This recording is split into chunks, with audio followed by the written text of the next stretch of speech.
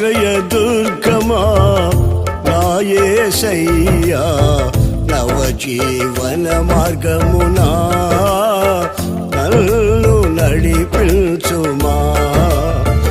ఊహించలేనే నీ కృపలేని క్షణమును కోపించుచుని వాత్సల్యము నాపై చూపినావే.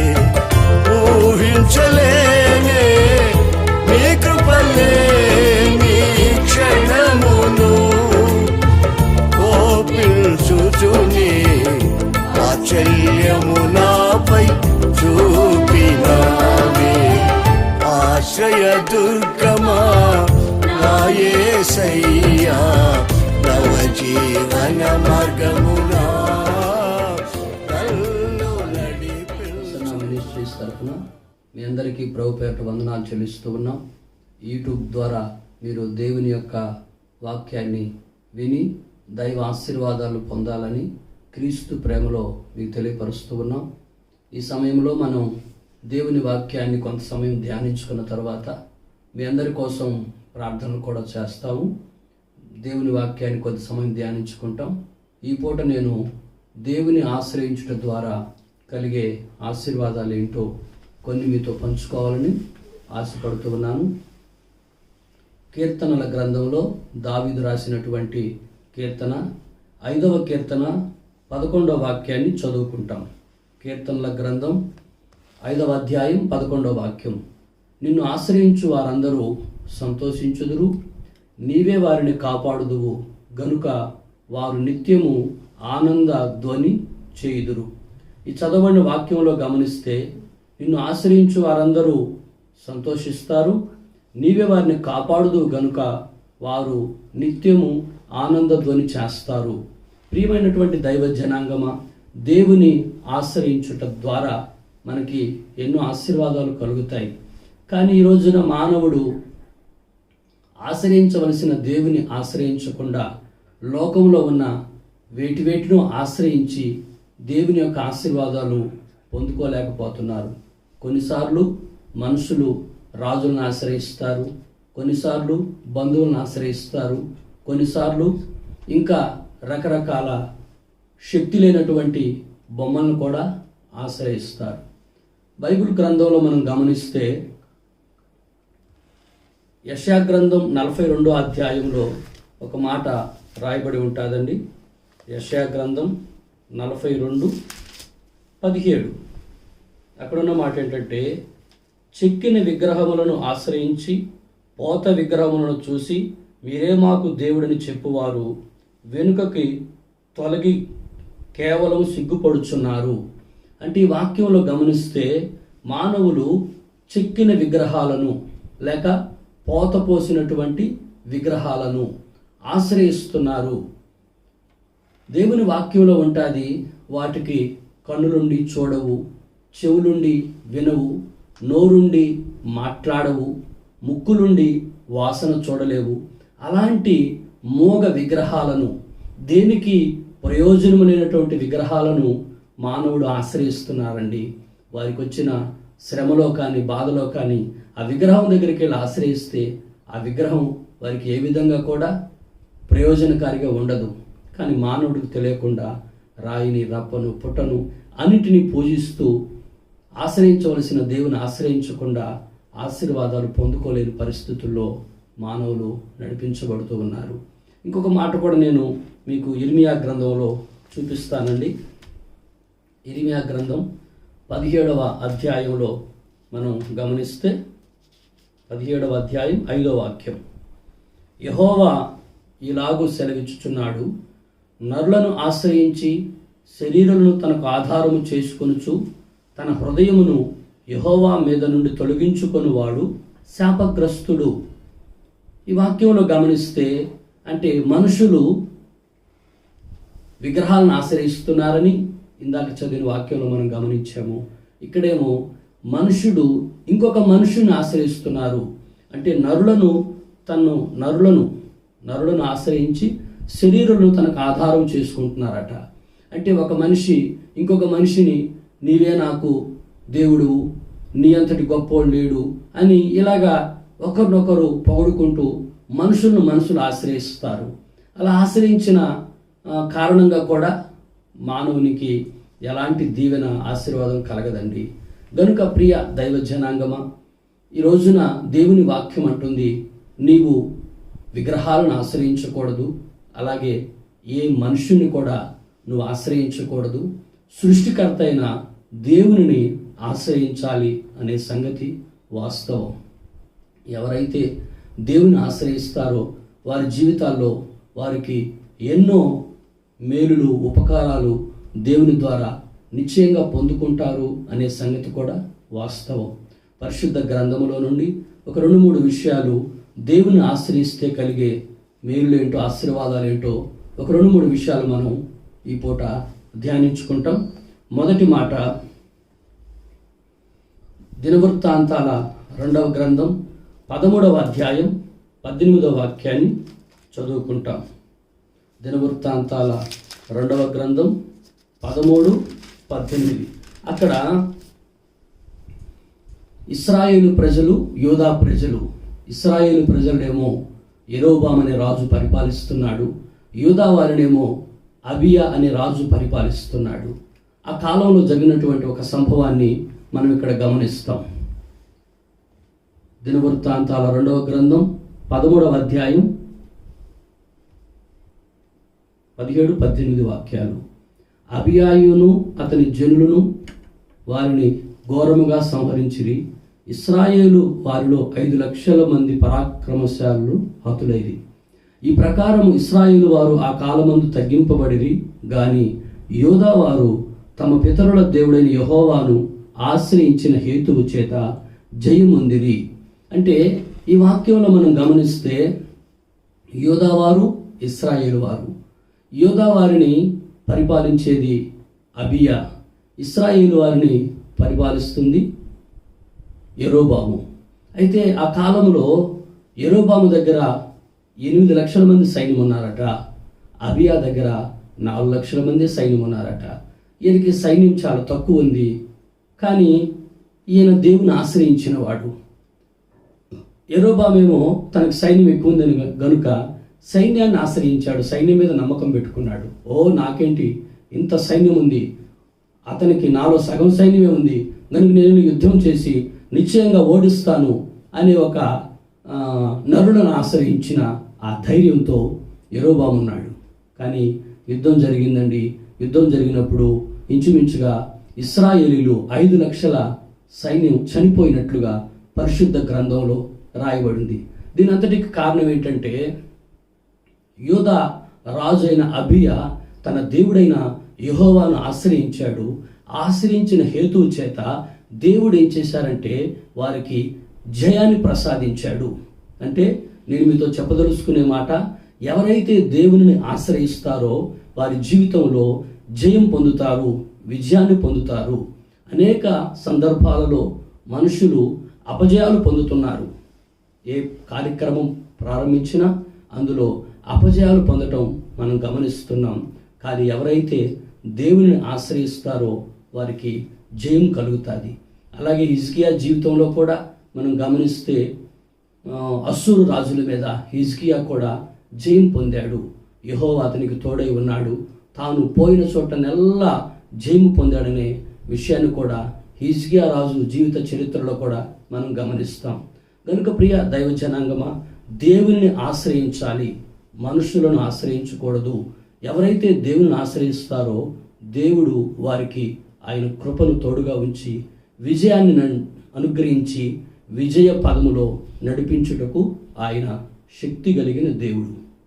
రెండో మాట కూడా చెప్తాను, అదేంటంటే కీర్తనల గ్రంథములో 112వ కీర్తన 7వ వాక్యాన్ని మనం చదువుకుంటాం.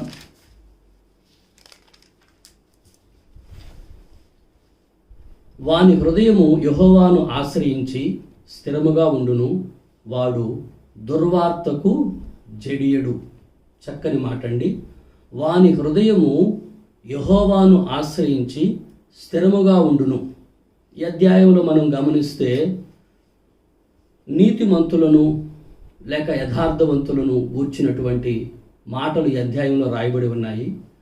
పైన 2-3 వాక్యాలు మనం గమనిస్తే, యథార్థవంతుల వంశపు వారు దీవించబడతారు, కలిమియు సంపదయు వాని ఎంట ఉండును, వాని నీతి నిత్యము నిలుచును. అంటే ఎవరైతే యెహోవాను ఆశ్రయిస్తారో ఆ నీతిమంతులు, యెహోవాను ఆశ్రయించిన వారు స్థిరముగా ఉంటారు. స్థిరం అంటే కదల్చబడరు. అంటే దుర్వార్త, ఏదో ఒక వార్త వినపడుతుంది, ఎవరో ఒక శత్రువు ఏదో మాట్లాడతాడు, నేను అది చేస్తాను ఇది చేస్తాను బెదిరించే వాళ్ళు కూడా చాలామంది అప్పుడప్పుడు మనకు తారసపడుతూ ఉంటారు. కనుక ఈ బెదిరింపు మాటలకు, దుర్వార్తలకు జడియడు. ఇంకా బైబిల్ అంటుంది, నీతిమంతుడు సింహం వలె ధైర్యంగా ఉంటాడు. కనుక ప్రియమైన వారులారా, ఎవరైతే దేవుని ఆశ్రయిస్తారో వారు జడియరు, అంటే భయపడిపోరు, ధైర్యంగా ఉంటారు. ఈ రోజున కూడా మనం గమనిస్తే, ఇప్పుడు ఈ దినాలలో ఈ కరోనా వైరస్ అనేది ఒకటి మానవాళిని ఎంతో బంబేళ్ళు ఎత్తిస్తూ ఉంది. చాలామంది ఆ కరోనా వైరస్ గురించి చెప్తున్న మాట ఏంటంటే, అయ్యా మాకు రాత్రులు నిద్ర పట్టట్లేదు బాబు అంటున్నారు. నిజమే. కారణం ఏంటంటే వినపడుతున్న మాటలు, అక్కడ ఎంతమంది చనిపోయారు, ఇక్కడ ఎంతమంది చనిపోయారు, ఇలాంటి దుర్వార్తలు వస్తున్నప్పుడు ఆ దుర్వార్తలకు మానవుడు భయపడిపోతూ ఉంటాడు. నిద్ర పట్టని పరిస్థితులు ఎదురవుతూ ఉన్నాయి. కానీ ప్రియమైన దైవ జనాంగమా, ఎవరైతే యెహోవాను ఆశ్రయిస్తారో ఎలాంటి దుర్వార్తలు వచ్చినా కూడా వాటికి జడియరన్నమాట. బైబిల్ ఏమని సెలవిస్తుందంటే, నీ కుడి ప్రక్క 1000 మంది పడిపోయినా, నీ ఎడం పక్క 10,000 మంది కూలిపోయినా అపాయము నీ యొద్దకు రానే రాదు. హల్లెలూయా. కనుక నీతిమంతులకు ఒక ధైర్యం, దేవుడు మా పక్షంగా ఉన్నాడు, ఆయన మాకు తోడుగా ఉంటాడు, మాకు అపాయం రాదు, మమ్మల్ని ఆయన కాచుకుంటారు అనేటటువంటి ఒక ధైర్యం నీతిమంతులకు ఎప్పుడు కలిగి ఉండాలండి. ప్రియ దైవ జనాంగమా, యోబు జీవితాన్ని కూడా మనం గమనిస్తే, యోబు ఒకసారి వాళ్ళ అన్నదమ్ములందరూ విందు చేసుకుంటూ ఉన్నారట. ఒక్కొక్క రోజు ఒక్కొక్క ఇంట్లో విందు చేసుకొని అందరూ భోంచేసి ప్రశాంతంగా ఉంటున్న దినాలవి.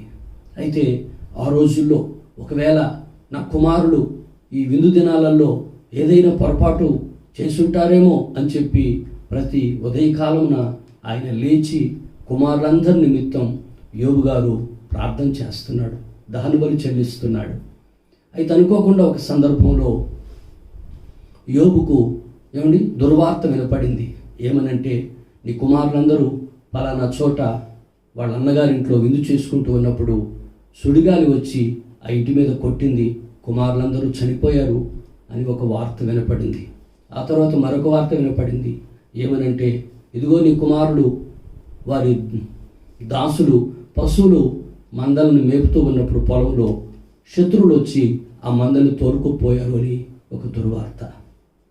ఇంకొకడు వచ్చి చెప్తున్నాడు, అయ్యా పొలాలన్నింటినీ శత్రువులు వచ్చి తగలబెట్టేశారు బాబు అని ఒక దుర్వార్త. ఇలాగా రకరకాల దుర్వార్తలు యోబు చెవిలో పడుతున్నాయండి. అయితే వాటన్నింటిని విన్న తర్వాత యోబు అంటాడు, యెహోవా ఇచ్చాడు, యెహోవా తీసుకున్నాడు, యెహోవా నామానికి స్తుతి కలుగునుగాక అని ఆయన వాటిని గూర్చి అదే వార్త ఎవరికైనా వినపడి ఉంటే, అన్ని సందర్భాలు, పిల్లలు చనిపోవటం, ఆస్తి పోవటం అన్నీ ఒకేసారి వచ్చినట్లుగా తెలుసుంటే ఏం చేస్తారంటే పిచ్చోళ్ళు అయిపోతారండి. కానీ యోబు ధైర్యంగా ఉన్నాడు. కారణం ఏంటంటే యోబు నీతిమంతుడు గనక ధైర్యంగా ఉన్నాడు. గనుక ప్రియమైనటువంటి దైవ జనాంగమా, నీవు నీతిమంతుడు అయితే, నీవు దేవుని ఆశ్రయించిన వాడివైతే, ఎలాంటి దుర్వార్తలు వినపడినా నీవు ధైర్యంగా ఉంటావు. నీవు దేనికి కూడా భయపడకూడదు. దేవుని పిల్లలు దేనికి భయపడకూడదు. ఇంకొక సందర్భాన్ని కూడా నేను మీకు ఇక్కడ గుర్తు చేస్తాను. దావీదు ఒక సందర్భంలో కర్మేలు ప్రాంతంలో ఉన్నప్పుడు సౌలు తనను తరుముతూ ఉన్నాడు. ఆ దినాలలో దావీదు అక్కడ ఇక్కడ తలదాచుకొని జీవితాన్ని కొనసాగిస్తూ ఉన్న దినాలు. ఒక రోజున దావీదు తనతో ఉండేవాళ్ళు కొంతమంది కర్మేలు ప్రాంతంలో నాబాలు అనేటటువంటి ఒక వ్యక్తి, గొర్రెల కాపరి, మంచి ఆస్తిమంతుడు, అతను ఆ ప్రాంతంలో ఉన్నాడండి. వీరందరూ ఈ దావీదుతో ఉండేవారు. అతని గొర్రెలకు కాపలాగా ఉన్నారు. ఆ గొర్రెలను కాచుకుంటూ ఉన్నారు. ఒక సందర్భంలో దావీదుతో ఉండేవాళ్ళు వెళ్ళి, అయ్యా, నీ కుమారుడైన దావీదు మరి పనివాళ్ళు ఈ పర్వతం మీద మేము చాలామంది ఉన్నాం, వారికి కొంచెం ఏదైనా మీరు భోజన పదార్థాలు అందిస్తే బాగుంటుంది అని చెప్పి దావీదుకు ఈ నాబాలుతో మాట్లాడటం జరిగిందండి. నాబాలు ఏమంటాడంటే, చీచి, ఎవరో తమ రాజును విడిచిపెట్టిపోయిన వారు ఎంతోమంది ఉన్నారు, అలాంటి వారికి నేను ఇప్పుడు సహాయం చేయటమా, పొరపాటున కూడా నేను సహాయం చేయను అని చెప్పి ఈ నాబాలు మోటువాడండి కఠినమైన ప్రత్యుత్తరం ఇచ్చి పంపించాడు. అప్పుడు ఆ మాటలు దావీదుకు చెప్పినప్పుడు, అయ్యో, మనం ఇంతకాలం ఈ నాబాలు గొర్రెలకు మనం ఎంతో కాపలాగా ఉన్నాం, కర్మేలు పర్వతంలో ఉన్నంత వరకు అతడు ఏది పోగొట్టుకోలేదు, కానీ ఇప్పుడు ఇంత కఠినంగా మాట్లాడా అని చెప్పి దావీదు చాలా బాధపడుతూ ఉన్నాడు. అప్పుడు వెంటనే ఈ నాబాలు దగ్గర ఉండేవాళ్ళు కొంతమంది నాబాలు భార్య అయిన అబీగయీలు దగ్గరికి వెళ్ళి, అమ్మా, నీ భర్త మోటువాడు గనుక అతని గుణము మోటుతనం, అతను దావీదును దుర్భాషలాడి మాట్లాడారు, దావీదు చాలా కోపంగా ఉన్నాడు, నువ్వు జ్ఞానం కలిగిన దానివి, ఇప్పుడు ఏం చేయాలో నువ్వే ఆలోచించమ్మా అని చెప్తారు. అప్పుడు ఈ అబీగయీలు చేసినటువంటి కార్యం ఏంటో పరిశుద్ధ గ్రంథంలో మనం గమనిస్తాం. సమూయేలు మొదటి గ్రంథం 25వ అధ్యాయంలో 17వ వాక్యాన్ని చదువుకుంటాం. సమూయేలు మొదటి గ్రంథం 25వ అధ్యాయం 17వ వాక్యం. అయితే మా యజమానునికి అతని ఇంటి వారందరికీ వారు కీడు చేయి నిశ్చయించి ఉన్నారు గనుక ఇప్పుడు నీవు చేయవలసిన దానిని బహు జాగ్రత్తగా ఆలోచించుము. మన యజమానుడు బహు పనికిమాలినవాడు, ఎవరిని తనతో మాట్లాడనీయడు. అందుకు అబీగయీలు నాబాలుతో ఏమీ చెప్పక త్వరపడి 200 రొట్టెలు, 200 ద్రాక్ష రసపు తిత్తులు, వండిన 5 గొర్రెల మాంసము, 5 మానికలు వేచిన ధాన్యము, 100 ద్రాక్ష గెలలు, 200 అంజూరపు అడలను గార్ధాపముల మీద వేయించి, మీరు నాకంటే ముందుగా పోవుడి, నేను మీ వెనుక వచ్చిదనని తన పనివారికి ఆజ్ఞాపించెను. అంటే ఈ అబీగయీలు జ్ఞానం కలిగినటువంటి స్త్రీ. ఈమె ఏం చేసిందంటే, అయ్యో, నా భర్త ఇలాగా మరి దావీదుతో ఇలాగ ప్రవర్తించాడా, దావీదు ఒక మహా రాజు, సూర్యుడు, సురకార్యాలు చేసినవాడు, అతనికి విరోధంగా మనం లేస్తే మనం ఎలా బాగుపడగలుగుతాము అని చెప్పి ఆలోచించుకొని ఈ ఆహార పదార్థాలన్నీ తీసుకొని గాడిదల మీద ఎక్కించి పనివారితో పంపించింది. ఆమె వెనక వెళ్ళిపోయి దావీదు కాళ్ళ మీద పడిపోయిందండి. అయ్యా, నాబాలు గురించి మీకు తెలుసు కదా, అతని గుణము అతని మోటుతనాన్ని, అతని పేరు అతని మోటుతనాన్ని తెలియపరుస్తుంది. కనుక దయచేసి ఈ పాపం, ఈ దోషం నాదని ఎంచుకో, నీవేమాత్రం కూడా నాబాలు విషయాన్ని లక్ష్య పెట్టబాక. దేవుడు నీకు ఎంతో మేలు చేశాడు, ఎంతగా నిన్ను కాపాడుతున్నాడు, ఎన్నో యుద్ధాలు చేసి విజయం పొందావు, ఈ పరిస్థితుల్లో నువ్వు రక్తం చిందించడానికి వీల్లేదు అని చెప్పి దావీదును ఈ అబీగయీలు బ్రతిమలాడుకుంటుంది. గనుక ఈ అబీగయీలు మాట్లాడిన మాటలన్నీ విన్నటువంటి దావీదు, అమ్మా, నీవు సుబుద్ధి కలిగి ప్రవర్తించావే, నీ భర్త ఇంత మోటుగా మాట్లాడినా నీవు జ్ఞానంగా ప్రవర్తించావే, అందుకని దేవుడు నిశ్చయంగా నీకు తోడుగా ఉండి నిన్ను ఆశీర్వదిస్తాడని చెప్పి అబీగయీలతో మాట్లాడినట్లుగా లేఖనాల్లో గమనిస్తాం. అంటే ఇక్కడ నేను మీతో చెప్పదలుచుకునే మాట, నాబాలు యొక్క ప్రవర్తనను బట్టి అబీగయీలకు భయం కలగాలి, కానీ ఆమె సుబుద్ధి కలిగింది కనుక, దైవ జ్ఞానం కలిగింది కనుక ఏమాత్రము భయపడక జడియక వెళ్ళి దావీదుతో మాట్లాడి మరలా తను క్షేమంగా ఉన్నట్లుగా పరిశుద్ధ గ్రంథంలో మనం గమనిస్తాం. కనుక దుర్వార్తకు ఆమె జడియలేదు.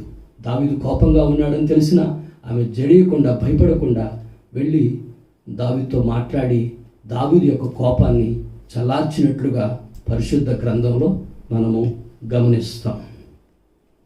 అలాగే 3వ మాట కూడా నేను మీకు చూపిస్తాను.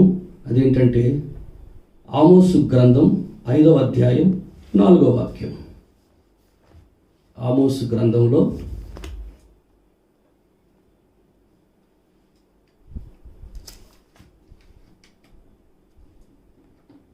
5వ అధ్యాయం 4వ వాక్యంలో, నన్ను ఆశ్రయించిన ఎడల మీరు బ్రతుకుదురు.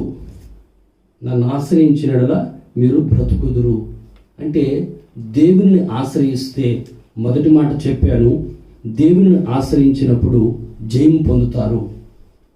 దేవుని ఆశ్రయించినప్పుడు రెండవ మాట స్థిరముగా ఉంటారు. హృదయాలు అధైర్యం పడిపోకుండా స్థిరముగా ఉండగలుగుతారు. ఎలాంటి దుర్వార్తలు వినపడినా భయపడకుండా ఉంటారు.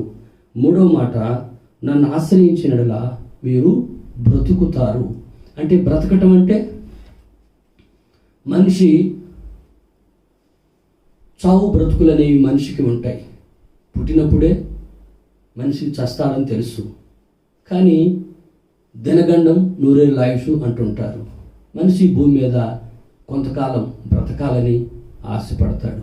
కొంతకాలం కాదండి, 80 సంవత్సరాల ముసలమ్మ, 90 సంవత్సరాల ముసలమ్మని, ఏమమ్మా ఇంకా ఏం సాధిస్తావు, ఇంతకాలం బ్రతికావు చాలు కదా, కళ్ళు లేకపోతే ఏమైంది, లేకపోతే కాళ్ళు లేకపోతే ఏమైంది, నెమ్మదిగా ఉండొచ్చు కదా, మంచంలో పెట్టి తినొచ్చు కదా అంటే ఆమంటది, బాబు నాయన అదిగో ఉయ్యాల్లో ఉండే మనవుడికి పెళ్ళైందాక నేను ఉండాలయ్యా అంటది. అంటే వాళ్ళ ఆశ మానవునికి ఇంకా బతకాలి, ఇంకా బతకాలి, ఇంకా బతకాలి, ఇంకా బతకాలని ఆశ. అంటే భూమి మీద ఈ చెడుకాలన్నీ చూడటానికే మానవుడు బ్రతుకుతున్నాడండి. ప్రియమైన దైవ జనాంగమా, అయితే వాక్యం అంటుంది మనం బ్రతకాలి, జీవించాలి అని అంటే యెహోవాను ఆశ్రయించిన ఎడల మీరు బ్రతుకుతారు అని వాక్యం సెలవిస్తుంది. ఓసారి ఒక స్త్రీని ఆ ప్రాంత ప్రజలు రాళ్ళు తీసుకొని తరుముకుంటూ వస్తున్నారు. రాళ్ళు తీసుకొని తరుముకుంటూ వస్తూ ఉన్నప్పుడు ఆమె పరిగెత్తి పరిగెత్తి పరిగెత్తి యేసయ్య ఒక ప్రార్థనా మందిరంలో ఉంటే ఆ ప్రార్థనా మందిరానికి ఆవిడ వెళ్ళటం జరిగింది. అప్పుడు ఈవిడ పరిగెత్తుకొని వెళ్ళి యేసయ్య పాదాల మీద పడిపోయింది. ఆ తరుముకుంటూ వస్తున్న వాళ్ళు చేతిలో రాళ్ళున్నాయండి, తరుముకుంటూ వచ్చారు. వాళ్ళు యేసయ్యతో మాట్లాడుతున్నారు, ఏమండి బోధకుడా, ఇదిగో ఈమె వ్యభిచారం చేస్తా పట్టబడింది, అలాంటి వాళ్లను రాళ్లతో కుట్టి చంపమని మోషే ధర్మశాస్త్రంలో రాసి ఉంచారు గనుక ఇప్పుడు మేము ఈమెను చంపాలనుకున్నాం. అయితే ఈమె నీ దగ్గరికి వచ్చింది, నువ్వేం చెప్తావో ఈ మాట కూడా విని తర్వాత ఆమె నువ్వు చంపేస్తాం అని వాళ్ళు మాట్లాడుతున్నారు. యేసయ్య విని విననట్లుగా తల వంచుకొని ఉన్నాడట. వారేమో పట్టు వదలక మరలా అడుగుతున్నాడు, బోధకుడా నిన్నే అడిగేది, సమాధానం చెప్పవేంటి అని మరలా మాట్లాడుతున్నప్పుడు ఆ యేసయ్య ఒక్కసారి అలా తల పైకెత్తి చూసి, ఇదిగో మీలో పాపము లేనివాడు మొదట రాయి వేయండి, ఆ తరువాత అందరూ ఒకరి తర్వాత ఒకరు రాళ్ళతో కొట్టి ఆమెను చంపండి అన్నాడు. అంటే యేసయ్య పాపము లేనివాడు మొదటి రాయి వేయమన్నాడు. బైబిల్ అంటుంది పాపానికి వచ్చే జీతం మరణమని. గనుక ఇప్పుడు వాళ్ళు కూడా ఆమె పాపం చేసింది అని చెప్పి ఆమెను చంపాలనుకున్నారు. వాస్తవానికి మరి ఆమె ఒకటే ఎలా పాపం చేసిందండి? మరి పాపం చేసిన ఇంకో పురుషుడు కూడా ఉంటాడు కదా, మరి ఆ పురుషుని ఎందుకు వదిలేశారు? ఆలోచించండి. ఇద్దరు కలిస్తే కదా పాపం చేయగలుగుతారు. ఈ స్త్రీని మాత్రమే తీసుకొచ్చారు, ఆ పురుషుని వదిలేశారు. ఈమె చావాలి అంటున్నారు. అయితే యేసయ్య అన్నారు, నిజమే పాపం పెచ్చుమీరిపోతుంది, ఒకరొకరు పాపం చేస్తుంటే వదిలేస్తే పాపం పెచ్చుమీరిపోతుంది, అందుకని రాళ్ళతో కొట్టి చంపండి. అయితే మొదట పాపం లేనివాడు మొదట రాయి వేయండి, ఆ తర్వాత అందరూ రాళ్ళతో కొట్టి చంపండి అన్నారు. ఆ మాట చెప్పి యేసయ్య నేల మీద ఏమో రాస్తున్నాడట తల ఉంచి. అప్పుడు వారు అనుకున్నారు, ఒరే బాబు, మన పాపాలు యేసయ్య రాస్తున్నట్టుందిరా బాబు, ఇక్కడ మనం ఉండకూడదు, ఇక్కడ ఉంటే మన పాపాలను రాసేస్తాడు, అందుకని మనకు కూడా శిక్ష వస్తుంది అని చెప్పి ఒకరితో ఒకరు అనుకొని ఎవరు ఆ మీద రాయి వేయకుండా ఒకరి తర్వాత ఒకరు అందరూ వెళ్ళిపోయినట్లుగా పరిశుద్ధ గ్రంథంలో రాయబడి ఉంది. ఆ తరువాత యేసయ్య తల ఎత్తి చూశాడు, అమ్మా నీకు ఎవరూ శిక్ష విధింపలేదా అని ఆమెని అడిగారు. లేదు ప్రభు అనింది. ప్రభు అన్నారు, నేను కూడా నీకు శిక్ష విధించను, ఇక మీదట వెళ్ళి పాపం చేయబాక అని ఆమెను పంపించినట్లుగా లేఖనాల్లో గ్రంథస్థం చేయబడింది. ప్రియమైనటువంటి దైవ జనాంగమా, ఇక్కడ మనం గమనిస్తే పాపానికి వచ్చే జీతం మరణం, అయితే ప్రభు అయిన యేసుక్రీస్తు ద్వారా మానవునికి నిత్య జీవం కలుగుతుంది. యేసుక్రీస్తు మానవునికి నిత్య జీవం ప్రసాదించడానికి ఆయన లోకానికి వచ్చాడు. ఇప్పుడు ఈ స్త్రీ పాపం చేసింది, రాళ్ళతో కొట్టి చంపాలంటున్నారు. కానీ వాస్తవంగా మనం గమనిస్తే భూమి మీద పుట్టిన ప్రతి మనిషి కూడా పాపంలోనే పుడుతున్నాడు, పాపంలోనే జీవిస్తున్నాడు, పాపంలోనే మరణించి నరకాగ్నికి వెళ్ళిపోతున్నాడు. అందుకని దావీదు గారు కూడా అంటారు, నా తల్లి గర్భం ధరించినప్పుడే నేను పాపంలోనే నా తల్లి గర్భం ధరించింది, పిండముగా ఉన్నప్పుడే నేను పాపంలో ఉన్నాను అంటాడు. అంటే మానవునిలో జన్మ పాపం ఉంది, కర్మ పాపం ఉంది. ఈ రెండు రకాలైన పాపాల ద్వారా మానవునికి మరణం వస్తుందండి. అయితే ఈ జన్మ కర్మ పాపాల నుంచి మానవుని విమోచించి మానవునికి నిత్య జీవం ప్రసాదించడానికి యేసయ్య సిలువలో రక్తం కార్చారు. యేసు ప్రభు సిలువలో కార్చిన రక్తం మనిషిని పాపములో నుంచి విమోచించి నీతిమంతులుగా తీరుస్తుంది. ఆ నీతిమంతులు నిత్య జీవానికి కొనుపోబడతారు. కనుక ప్రియ దైవజనాంగమా, వాక్యం అంటుంది, నన్ను ఆశ్రయించినలా మీరు బ్రతుకుతారు. అంటే దాని అర్థం ఏంటంటే ఏదో భూమి మీద కొంతకాలం బ్రతకటం కాదండి. ఏదో ఒక రోజున ప్రతి మనుషుడు చనిపోవాల్సిందే. అయితే చనిపోయిన తర్వాత నిత్యత్వం అనేది ఒకటి ఉంటుంది. ఆ నిత్యత్వానికి వెళ్ళాలి అంటే దేవుని నిశ్చయంగా ఏ కులమైనా, ఏ మతమైనా, ఏ వర్గమైనా, ఎవరైనా సరే యేసయ్యను నిశ్చయంగా ఆశ్రయించాలి. ఆయన ఇచ్చే రక్షణ భాగ్యం పొందుకోవాలి, పాపాలోంచి విడుదల పొందాలి, నీతిమంతులుగా తీర్చబడాలి, ఆ నిత్య రాజ్యానికి, నిత్య జీవానికి వారసులుగా మార్చబడాలి. గనుక ప్రియ దైవజనాంగమా, మరి నీవు విగ్రహాలను ఆశ్రయించి ఉన్నావా, లేకపోతే నరులను ఆశ్రయించి ఉన్నావా? నరులను ఆశ్రయించడం ద్వారా లేక విగ్రహాలను ఆశ్రయించడం ద్వారా నీకు ఏ మేలు కలగదు. కానీ నా ప్రభువైన యేసుక్రీస్తును నువ్వు ఆశ్రయించగలిగితే నిశ్చయముగా ఆయన నీకు జయమిస్తాడు. నీ జీవితకాలం అంతా విజయ పదంలో నిన్ను నడిపిస్తాడు. రెండవదిగా, నీవు ఆయన ఆశ్రయించినట్లయితే నీ హృదయము స్థిరంగా ఉంటుంది. ఏ దుర్వార్త కూడా జడియకుండా నీవు ముందుకు సాగిపోగలుగుతావు. మూడవదిగా, నీవు ఆయన ఆశ్రయించినలా బ్రతుకుతావు, అంటే జీవిస్తావు. ఆ నిత్య జీవానికి వారసునిగా, వారసురాలుగా మార్చబడతావు. ఈ ఆశీర్వాదాలు మీకందరికీ కలగాలని నేను మనసారా కోరుకుంటున్నాను. ప్రభు మిమ్మల్ని నిండుగా దీవించి ఆశీర్వదించునుగాక. దయచేసి అలాగే తల వంచండి, కళ్ళు మూసుకోనండి, ప్రార్థన చేసుకుందాం. జీవాధిపతి, ఆశ్చర్యకరమైన తండ్రి, నమ్మదగిన ప్రభువ, కృపా సత్య సంపూర్ణుడా, యేసురాజా, మీకు స్తోత్రం, స్తోత్రం, స్తోత్రం. నాయన, యూట్యూబ్ ద్వారా అనేకులు మీ మాటలు విన్నారయ్యా. ఎందరైతే ఈ మాటలు విన్నారో వారందరి కొరకు ప్రార్థిస్తున్నాము స్వామి. స్తోత్రం. క్రీస్తునందు మా ప్రయాస వ్యర్థం కాదని సెలవిచ్చారు స్వామి. మరి మిమ్మల్ని ఆశ్రయిస్తే కలిగే ఆశీర్వాదాలు ఏంటో మీరు మాకు బోధించారు. యెహోవాను ఆశ్రయించుడి, మీరు సంతోషిస్తారు, మీరు ఆనందిస్తారని లేఖనంలో సెలవిచ్చారు నాయన. నిజంగా మిమ్మల్ని ఆశ్రయించిన వారు విజయాన్ని పొందుతారని, అపజయాల మధ్యలో ఉన్న మానవాళికి విజయాన్ని కలిగించాలని కోరుకొని మీరు మాట్లాడారు.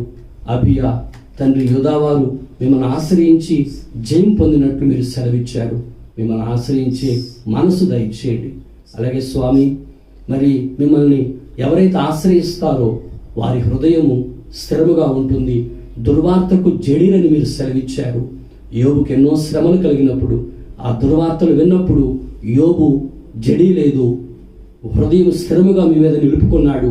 అందుకే మరలా పోగొట్టుకున్నవన్నీ రెండంతలుగా కూడా పొందుకున్నట్లు బైబిల్లో గ్రంథస్థం చేయబడి ఉంది స్వామి. మీ ప్రజలు కూడా ఈ రకరకాల దుర్వార్తలకు జడేయకుండా మిమ్మల్ని ఆశ్రయించి స్థిరముగా ఉండటానికి, ధైర్యంగా ఉండటానికి, కలవరపడకుండా ఉండటానికి మీ సహాయం దయచేయండి. అలాగే ఈ కరోనా వైరస్ ద్వారా కూడా ఎందరో భయపడిపోతున్నారు. కానీ మిమ్మల్ని ఆశ్రయించిన వారందరికీ మీరు కంచె వేసి ఆ వ్యాధి అనేది సమీపించకుండా మీరు కాపాడమని ప్రార్థిస్తున్నాము తండ్రి. కరోనా వైరస్ కూడా త్వరలో అది తొలగిపోయి ప్రజలు క్షేమంగా ఉండేట్లు మీరు సహాయం దయచేయండి. కరోనా అంట్లోంచి విడిపించండి నాయన, స్తోత్రం. అలాగే మిమ్మల్ని ఆశ్రయించిన బ్రతుకుతారని మీరు సెలవిచ్చారు స్వామి, స్తోత్రం. మీరు పాపాత్మురాని స్త్రీ ఆమెను రాళ్ళతో కొట్టి చంపాలనుకున్నప్పుడు మీ యుద్ధకు పరిగెత్తుకొని వచ్చి మీ ద్వారా మరణం నుంచి తప్పించబడినట్లుగా లేఖనంలో రాయబడి ఉంది.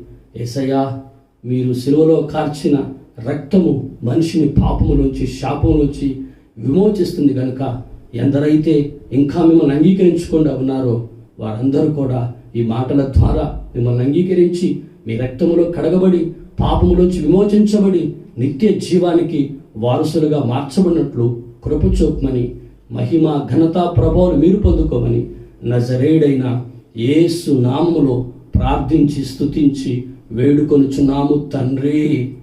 ఆమేన్. హల్లెలూయా.